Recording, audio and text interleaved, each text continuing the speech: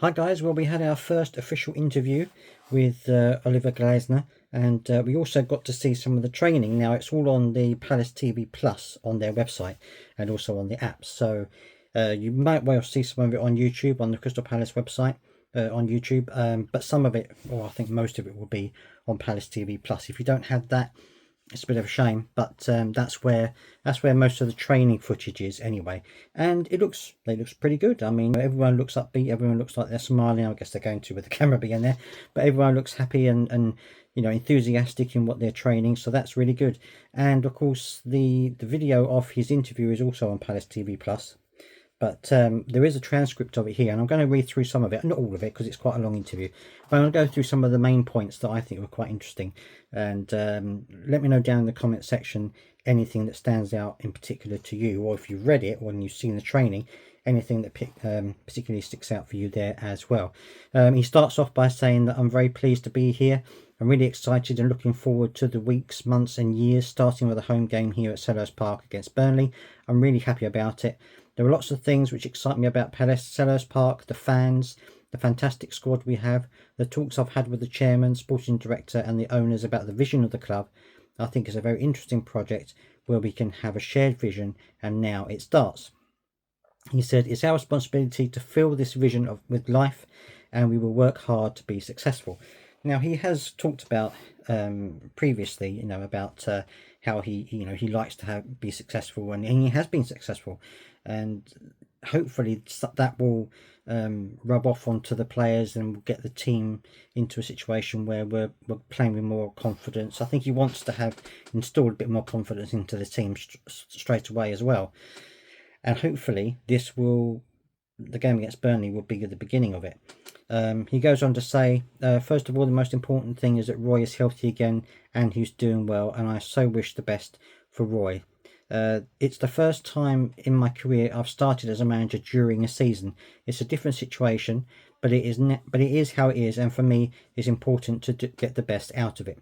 Talks already started in the autumn, but the plan would have been to start in the summer. It came faster than we thought, but it doesn't change many things. We have 3 training sessions, and with the first game against Burnley, and we will prepare the team as well as is possible and then go for the 3 points here at Selhurst Park.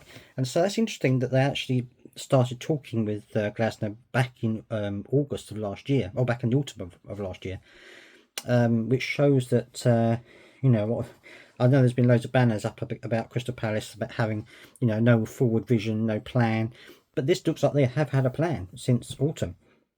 Now, of course, you're not going to get Steve Parish coming out and talking about this, because it is probably something that they didn't want every other club in the world to know that they were going after Oliver Glasner. They didn't want another club to come along and say, well, actually come to us instead and offer him more money or try and coax him away. Now, of course, they say this all started last autumn, and so it's interesting that they've been talking to him at this point. And from what he said in the interview, he said that none of them expecting it to turn out the way it has at this moment, as in starting now. But it is what it is, and he'll do the best he can with with a couple of training sessions that he's got. So it seems to me as though his intention was to start in the summer, this summer coming, and it was the boards and it was Steve Parish and everyone else's intention for him to start in the summer. But obviously things didn't work out the way that they were supposed to. And there's another Mark Gahey had an interview which I'm going to be talking about after this as well, so stay tuned for that. But yeah, he was saying that it's come faster than he thought. But it is interesting that I mean, I sit here and I speculate about what's going on at Crystal Palace, and I have my opinions, and you guys out there have your opinions. But at the end of the day, unless you know someone in the team or in the club, it is just speculation. And yes, the club could be a bit more transparent, perhaps a bit more communication between fans and the club would be nice. But in these circumstances, I think it's very difficult to do that. They can say, well, we're looking at managers, but they can't be too specific that far in advance, because obviously things can change. Things could have possibly changed right up until the last minute when he signed the contract. So it's very difficult for the club to be that honest about it. And so, it's one of those things where you never really know what's going to happen until it happens. And so, it's difficult for fans. I know it is frustrating for fans when they see and it looks like nothing's going on, but obviously from this things have been going on for a long time, and we just obviously didn't know about it. He was talking about his footballing principles and his philosophy, and he said, it's also important for me always to have the same important things: honesty, passion for football, a good spirit in the whole team, not just the players, the staff, and to create a great team spirit. Then I think we can talk about football. The basics are always good characters, good team spirit, and good environment for all of us. So he likes that team spirit. He wants people to work for the team. He wants people to play for the badge. And that's what we have. That's what we've been lacking a little bit this season, you know, playing for the badge. So the fact that he wants to instill that into the team is obviously very good. He says, my philosophy is very easy. It's scoring goals, because that's why, as I tell the players very often, we all started playing football. No one went onto the pitch when there was a young kid to defend. Everybody wants to have the ball and wants to score a goal and then celebrate together with his friends. This is why we all started playing football. I think we never should forget this, because this is what fans want to see, that the fight together and we play together and we score a goal. This is the headline over the football philosophy. Then, of course, it's how we defend. Sometimes it's a high press, sometimes it's a low block, but overall, it's about how we can score goals. So he's obviously setting out his squad, not just now, but in the future, to score goals. Now, you could say to yourself, well, we haven't got anyone who can score goals outside of Elise and Eze, but you know, there are players in his past where he's brought them on, and he's blossomed them into players that they never were before. So it's very possible that we could have, you know, either Mateta or Edouard could suddenly become goal machines under him. Now, I'm not saying that's going to happen, but you know, he likes to bring the best out of players, and so there's no reason why not. Or maybe he'll see someone within the the younger players, see someone who he thinks can fit that role. So we'll have to wait and see. He says, regarding his expectations of the rigours of the Premier League, he said, I've watched many games, some live at stadiums, many on the TV screen. I've also experienced playing Frankfurt against West Ham, Tottenham in the Champions League, and so they are tough games, but they're also nice games, great stadiums and great atmosphere. He said this season the circumstances have been a little bit different, with many injured players and key players who have been injured for many games, but I see the team with great characters. He said, when I saw the game at Everton, there was a really good spirit in the team, always supporting each other. I saw the basics, where we can build up the philosophy and where we can build up what we want to do and how we want to play. Now, he did say actually that he came back in the autumn to watch a game, which I didn't realise. I mean, you may have done that. I didn't actually realise that he was there. But he did come back in the autumn to watch a Palace game.